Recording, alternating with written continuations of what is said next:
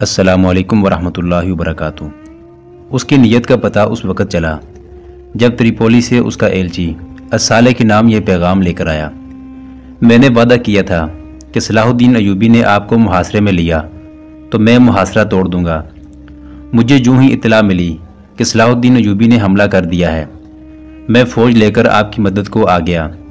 صلاح الدین ایوبی نے فوراً حلب کا محاصرہ اٹھا لیا۔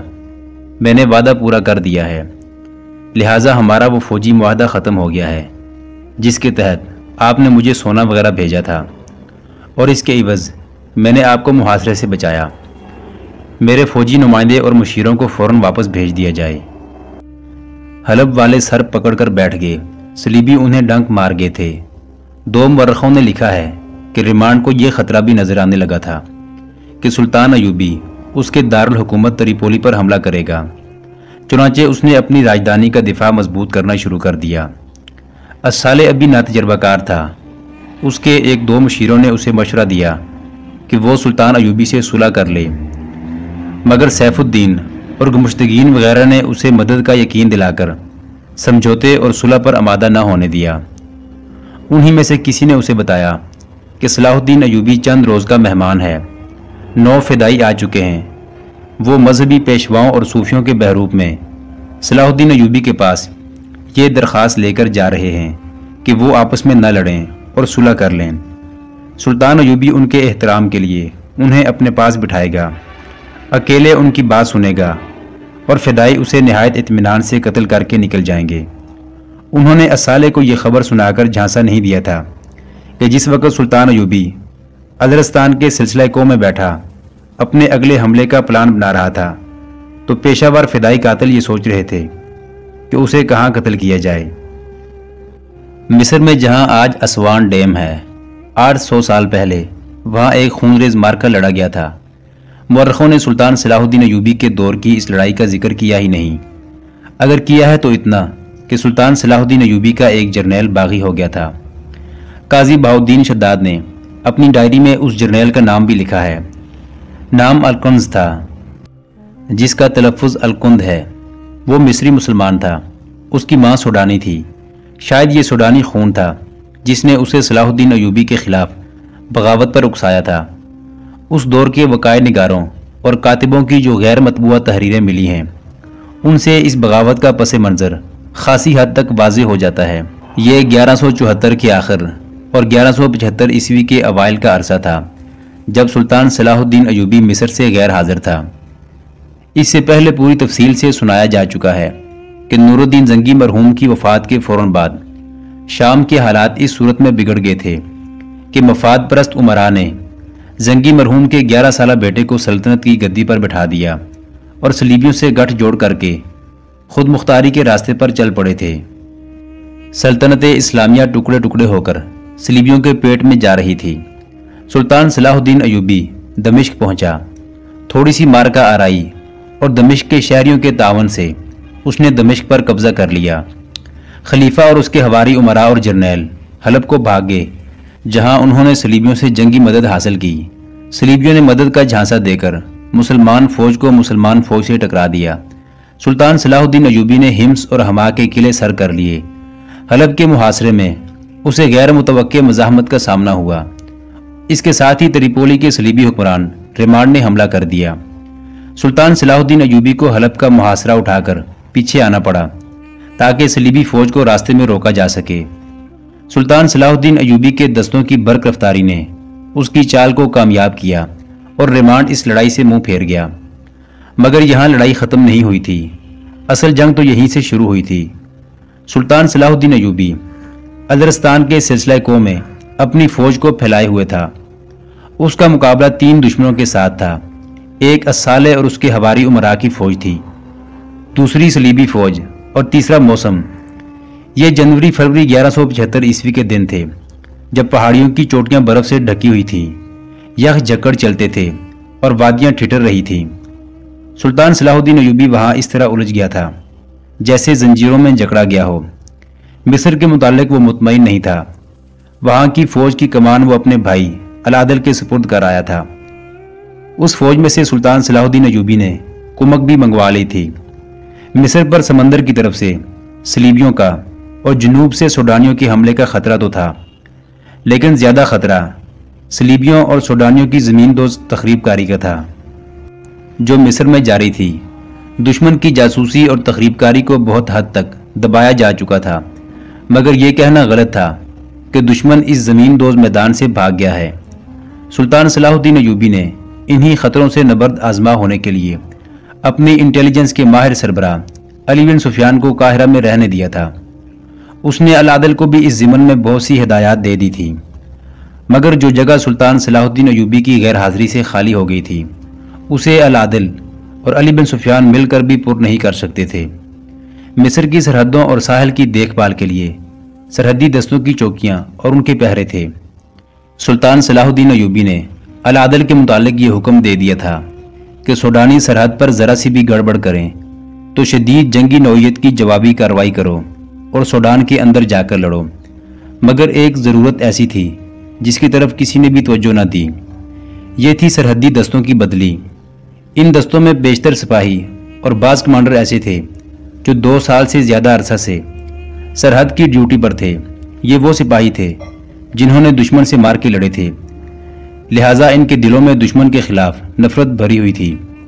سوڈانیوں کو تو وہ کچھ سمجھتے ہی نہیں تھے۔ ان سے پہلے جو دستے سرحد پر تھے وہ اچھے ثابت نہیں ہوئے تھے۔ ان کی موجودگی میں مصر کی منڈی سے اناج اور دیگر ضروری اشیاء سمگل ہو کر سوڈان چلی جاتی تھی۔ سلطان صلاح الدین ایوبی نے محاذ سے واپس آ کر ان دستوں کو بدل دیا اور وہ دستے بھیجے تھے جو محاذ سے آئے تھے۔ ان دستوں نے سرحد پر پہنچ کر ادم بپا کر دیا تھا۔ گشتی پہرے والوں کو کوئی چیز ہلتی نظر آتی تھی تو اسے جا دبوچتے تھے۔ وہ تیز رفتار تھے اور ان کی نظریں عقابی تھیں۔ انہوں نے سرحد صحیح معنوں میں سر بمہر اور مکفل کر دی تھی۔ یہ 2-2.5 سال پہلے کی بات تھی۔ ابتدا میں ان دستوں میں جوش اور جذبہ تھا اور کرنے کو ایک کام بھی تھا جو ایک مہم تھی۔ وہ جاں فشانی سے اس میں مگن رہے۔ چند مہینوں میں ہی انہوں نے یہ مہم سر کر لی اور فارغ ہو گئے۔ یہ فراغت ان کے جذبے کو دیمک کی طرح کھانے لگی۔ سلطان صلاح الدین ایوبی ہر پہلو، ہر گوشے اور ہر عنصر پر نظر رکھتا تھا، لیکن سرحدی دستوں کی بدلی اتنی معمولی سی بات تھی جس پر وہ ذاتی توجہ نہ دے سکا۔ سرحدی دستوں کا شعبہ الگ تھا جس کا کمانڈر سالار کے عہدے کا ایک فرد تھا اور یہ الکند تھا۔ یہ اس کے فرائض میں شامل تھا کہ وہ سال میں 3 بار نہیں تو 2 بار سرحدی دستوں کی بدلی کرتا رہتا۔ اس نے یہ بے حد ضروری کارروائی نہ کی۔ اس کوتاہی کے اثرات سامنے آنے لگے۔ سپاہی ایک ہی قسم کے ماحول اور فضا میں اور ایک ہی قسم کی زمین پر رہتے اور پہرے دیتے اکتاہٹ محسوس کرنے لگے۔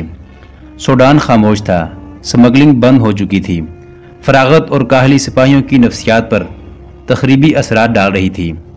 ان کے لیے کام بھی نہیں تھا اور ان کے لیے تفریح بھی کوئی نہیں تھی۔ موسم میں بھی کوئی تبدیلی نہیں آتی تھی۔ ریت کا سمندر اور ریت کے ٹیلے ایک ہی جیسے تھے، جیسے صدیوں سے چلے آ رہے تھے۔ آسمان کا رنگ ایک ہی جیسا رہتا تھا۔ اس کیفیت اور سپاہیوں کی اکتاہٹ کا پہلا اثر یہ دیکھنے میں آیا کہ وہ گشتی پہرے پر جاتے تو راہ جاتے مسافروں سے یہ پوچھنے کی بجائے کہ وہ کون ہیں اور کہاں جا رہے ہیں اور ان کے پاس کیا ہے، وہ انہیں روک کر ان سے گپ شپ لگاتے اور ان سے ادھر ادھر کی باتیں پوچھتے۔ یہ دل بہلانے کا ایک ذریعہ تھا۔ جن چوکیوں کی ذمہ داری کے علاقے میں کوئی گاؤں تھا، سپاہی وہاں چلے جاتے اور گپ بازی سے دل بہلا آتے۔ سرحد کے رکھوالوں کا یہ انداز ملک کے لیے خطرناک تھا، مگر وہ سپاہی تھے اور اکتائے ہوئے بھی تھے۔ انسانی فطرت کا تقاضا تھا کہ وہ کہیں نہ کہیں سے تسکین حاصل کرتے۔ وہاں آتے جاتے مسافر تھے، رات بھر کے لیے پڑاؤ کرنے والے قافلے تھے یا کہیں کوئی آباد گاؤں تھا۔ وہ ہر کسی کے ساتھ گھل مل گئے۔ مصر کے سرحدی لوگوں پر ان کا جو ڈر تھا وہ دور ہو گیا۔ ان کے کمانڈر بھی سپاہیوں جیسے ہی انسان تھے۔ وہ بھی وقت گزارنے کے اور تفریح کے ذرائع ڈھونڈنے لگے تھے۔ جب سلطان صلاح الدین ایوبی دمشق کے لیے روانہ ہونے لگا تو اتنی عجلت میں تھا کہ سرحدوں کے متعلق تمام تر ہدایات دینے کے باوجود اس کے ذہن میں یہ نہ آئی کہ پرانے دستوں کی بدلی کے احکام بھی دے دیتا۔ اسے غالباً اطمینان ہوگا کہ ان کا کمانڈر الکند تمام تر ضروریات پوری کرتا رہتا ہے۔ سلطان صلاح الدین ایوبی کے جانے کے بعد العادل نے فوجوں کی کمان لی تو اس نے الکند سے پوچھا کہ سرحد پر جو دستے ہیں وہ کب سے اس ڈیوٹی پر ہیں؟ الکند نے جواب دیا کہ وہ بہت عرصے سے وہی ہیں۔ کیا سرحد پر مزید دستے بھیجنے کی ضرورت ہے؟ العادل نے پوچھا۔ اور کیا پرانے دستوں کو قاہرہ بلا کر نئے دستے بھیجنے کی ضرورت ہے؟ نہیں، الکند نے جواب دیا۔ یہی وہ دستے ہیں جنہوں نے ملک سے اناج، مویشی اور ہتھیار وغیرہ کے چوری چھپے باہر جانے کو روکا تھا۔ وہ اب سرحد اور ارد گرد کے علاقوں کے عادی ہو گئے ہیں۔ وہ اب دور سے مشتبہ انسان کی بو سونگھ کر اسے پکڑ لیتے ہیں۔ ان کی جگہ اگر نئے دستے بھیجے گئے تو پرانے دستوں جیسا تجربہ حاصل کرتے انہیں 1 سال سے زیادہ عرصہ چاہیے۔ ہمیں ایسا خطرہ مول نہیں لینا چاہیے۔ العادل اس جواب سے مطمئن ہو گیا تھا۔ اسے بتانے والا کوئی نہ تھا کہ یہی الکند رات کو اپنے گھر میں بیٹھا کہہ رہا تھا، یہ سرحدی دستے بیکار ہو چکے ہیں۔ میری یہ کوشش کامیاب ہے کہ میں نے ان کی بدلی نہیں ہونے دی۔ انہوں نے سرحد کے لوگوں کے ساتھ گہرے دوستانہ تعلقات پیدا کر لیے ہیں۔ ان کی حالت یہ ہو گئی ہے کہ ان کے پیٹ تو بھرے رہتے ہیں، کھانے پینے کی انہیں کوئی شکایت نہیں۔ میں ان کے لیے ضرورت سے زیادہ خوراک بھیجتا ہوں، لیکن ان کی حالت بھوکے بھیڑیوں کی سی ہو گئی ہے۔ کوئی قافلہ گزرتا ہے تو وہ قافلے والوں کی عورتوں کو منہ کھول کر دیکھتے رہتے ہیں۔ اب ہم اپنا کام کر سکتے ہیں۔ وہ جس کے ساتھ باتیں کر رہا تھا وہ کوئی سوڈانی تھا جو اس کے ہاں مہمان کے روپ میں آیا ہوا تھا۔ وہ سوڈان سے اس کے لیے تحفے لایا تھا اور ان تحفوں کے ساتھ ایک پیغام بھی تھا۔ اس نے الکند کو بتایا تھا کہ سوڈانی تیار ہیں، مگر نفری ابھی اتنی زیادہ نہیں ہوئی۔ یہ آدمی پیغام لے کر آیا تھا کہ اس نفری کو کسی طرح مصر میں داخل کر کے چھپا لیا جائے۔ اس کے لیے پہلی مشکل یہ تھی کہ انہیں سرحد پار کس طرح کرائی جائے۔ اسی کے جواب میں الکند نے کہا تھا کہ مصر کے سرحدی دستے بیکار ہو چکے ہیں۔ الکند ان چند 1 سالاروں میں سے تھا جن پر سلطان صلاح الدین ایوبی کو بھروسہ تھا۔ الکند نے کبھی شک بھی نہیں ہونے دیا تھا کہ وہ مصر کی امارت کا وفادار نہیں۔ علی بن سفیان تک کو اس نے دھوکے میں رکھا ہوا تھا۔ اس کا یہ کارنامہ کہ اس نے 2-2.5 سال پہلے سمگلنگ روک دی اور سرحدیں سر بمہر کر دی تھی، اسے بہت فائدہ دے رہا تھا۔ کوئی بھی نہ جان سکا کہ وہ سرحدوں کا بھیدی بن چکا ہے۔ اب سلطان صلاح الدین ایوبی مصر سے چلا گیا تو الکند نے عادل کو یقین دلا دیا کہ سوڈان کی طرف سے بے فکر ہو جائے۔ سوڈان کا کوئی پرندہ بھی مصر میں داخل نہیں ہو سکتا۔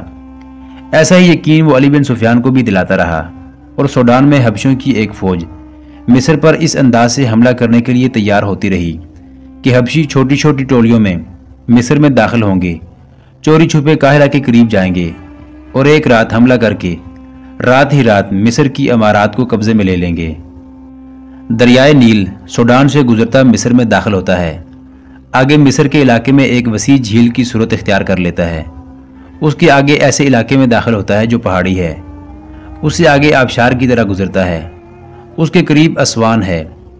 سلطان صلاح الدین ایوبی کے دور میں اسوان کے گرد و نواح کی جغرافیائی کیفیت کچھ اور تھی۔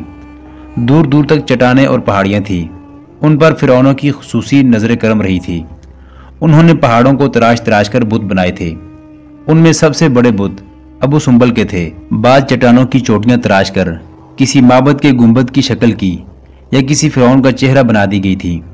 پہاڑیوں کے دامن میں غاریں بنائی گئی تھی جو اندر سے وسیع و عریض تھی۔ کچھ ایسی تھی جن کے اندر کمرے، سرنگوں جیسے راستے اور بھول بھلائیاں سی بنا دی گئی تھی۔ کچھ کہا نہیں جا سکتا کہ فرعونوں نے یہ پورے ساری دنیا کیوں آباد کی تھی۔ یہ بت تراشتے اور غاریں کھود کر اندر کمرے وغیرہ بناتے 3 نسلیں ختم ہو گئی ہوں گی۔ فرعون اس دور کے خدا تھے۔ رعایا کا کام صرف یہ تھا کہ ان کے آگے سجدے کرے اور ان کا ہر حکم بجا لائے۔ یہ پہاڑ اس مظلوم اور فاقہ کش رعایا سے کٹوائے گئے تھے۔ آج وہاں کوئی بت نہیں، کوئی غار نہیں، کوئی پہاڑ نہیں۔ وہاں اسوان ڈیم کی میل ہا میل وسیع جھیل ہے۔ اس ڈیم کی تعمیر سے پہلے ابو سمبل کے اتنے بڑے بڑے بت جو بجائے خود پہاڑ تھے، مشینری سے وہاں سے اٹھائے گئے اور فرعونوں کے دور کی یادگاروں کے طور پر کہیں محفوظ کر لیے گئے ہیں۔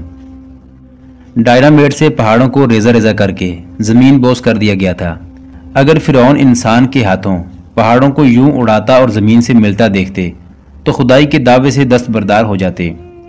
سلطان صلاح الدین ایوبی کے دور میں اس علاقے کے خد و خال کچھ اور تھے۔ ان پہاڑوں کی وادیوں اور غاروں میں ساری دنیا کی فوج کو چھپایا جا سکتا تھا۔ سلطان صلاح الدین ایوبی نے ذاتی طور پر سرحد کے اس علاقے پر زیادہ توجہ دی تھی جہاں سے دریائے نیل مصر میں داخل ہوتا تھا۔ سوڈانی کشتیوں کے ذریعے مصر میں داخل ہو سکتے تھے۔ اس دریائی راستے پر نظر رکھنے کے لیے ایک چوکی قائم کی گئی تھی جو دریا سے دور تھی۔ چوکی سے دریا نظر نہیں آتا تھا اور دریا سے چوکی نظر نہیں آتی تھی۔ یہ فاصلہ دانستہ رکھا گیا تھا تاکہ دریا سے چوری چھپے گزرنے والے اس خوش فہمی میں مبتلا رہیں کہ انہیں دیکھنے اور پکڑنے والا کوئی نہیں۔ دریا پر گشتی پہرے کے ذریعے نظر رکھی جاتی تھی۔ 2 گھوڑ سوار ہر وقت گشت پر رہتے تھے اور ان کی ڈیوٹی بدلتی رہتی تھی۔ مصر سے سلطان صلاح الدین ایوبی کی غیر حاضری کے دنوں کا واقعہ ہے کہ دن کے وقت دریا کی دیکھ بھال والی سرحدی چوکی کے 2 گھوڑ سوار گشت پر نکلے اور معمول کے مطابق دور تک نکل گئے۔ ایک جگہ دریا کے کنارے سبزہ زار تھا، سایہ دار درخت تھے اور یہ جگہ بہت ہی خوبصورت تھی۔ گشت والے سنتری اس جگہ آ کر آرام کیا کرتے تھے۔ ایک عرصے سے انہوں نے کسی سوڈانی کو دریا سے آتے نہیں دیکھا تھا۔ ابتدا میں انہوں نے بہت سے آدمی پکڑے تھے جن میں بعض تخریب کار اور جاسوس تھے۔ اس کے بعد یہ دریائی راستہ ویران ہو گیا تھا۔ اب سنتری صرف ڈیوٹی پوری کرنے آتے اور چوکی کی نظروں سے اوجھل ہو کر بیٹھ جاتے تھے۔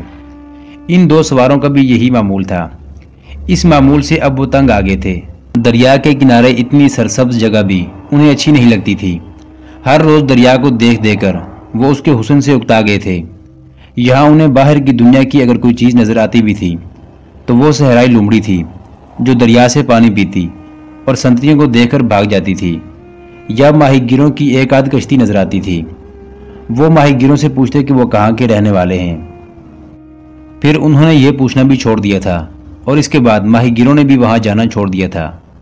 اس روز وہ سنتری گشت کے علاقے میں گئے تو وہ اکتائی ہوئی سی باتیں کر رہے تھے جن کا لب لباب یہ تھا کہ ان کے ساتھی قاہرہ، سکندریہ اور دوسرے شہروں میں عیش کر رہے ہیں اور وہ اس جنگل بیابان میں پڑے ہیں۔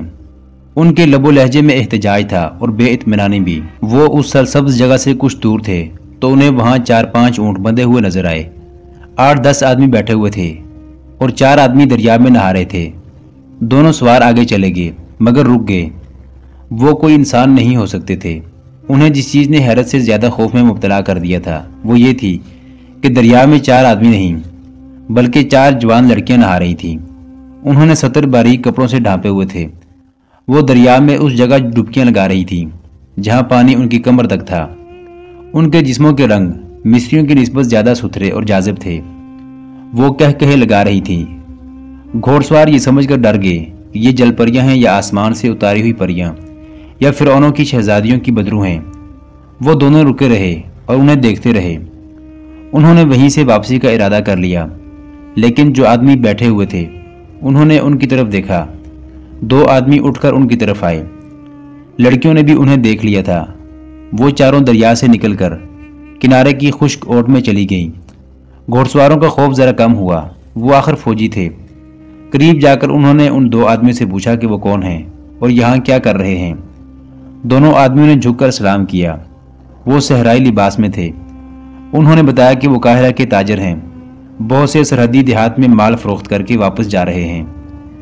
قاہرہ جانے کا یہ راستہ تو نہیں، ایک سوار نے کہا۔ لڑکیوں کا شوق ہے کہ دریا کے کنارے کنارے جائیں گے۔